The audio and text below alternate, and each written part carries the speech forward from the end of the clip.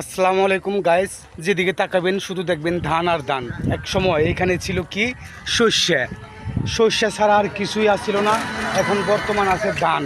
এই যে এই রাস্তাটা দেখতেছেন টাঙ্গাইলের বাইপাস রোড, এটা নবীনগর চিতিসুদ গণস্বাস্থ্য মেডিকেল থেকে এই রুটটা টাঙ্গাইল বাইপাস গেছে। এই রাস্তাটা যখন চলমান হয়ে যাবে, এইখানে কেউ ধান বনে হয়তো খাবে না, এইখানে বসতবাড়ি বিল্ডিং হবে, এইখানে ভাড়া দিয়ে মানুষ ভাড়া খাবে।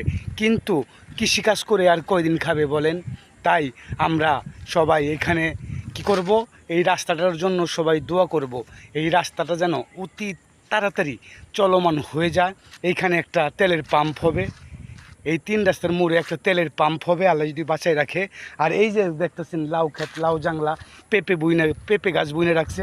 এইখানে পেঁপে গাছটা থাকবে না, এইখানে হয়তো মুদি দোকান হবে, চার দোকান হবে, কফির দোকান হবে। এই যে দেখতেছেন সারি সারি কলা গাছ লাগাই রাখছে কি, এইখানে এক সময় কলা গাছ থাকবে না। এইখানে থাকবে কি জানেন? এইখানে থাকবে হয়তোবা ওষুধের ফার্মেসির দোকান, এইখানে থাকবে কফি হাউসের দোকান, এইখানে বাতের হোটেল রেস্টুরেন্ট থাকবে। এইখানে ফাঁকা ময়দান, একদিন ফাঁকা ময়দান থাকবে না, ঘনবসতি হয়ে যাবে।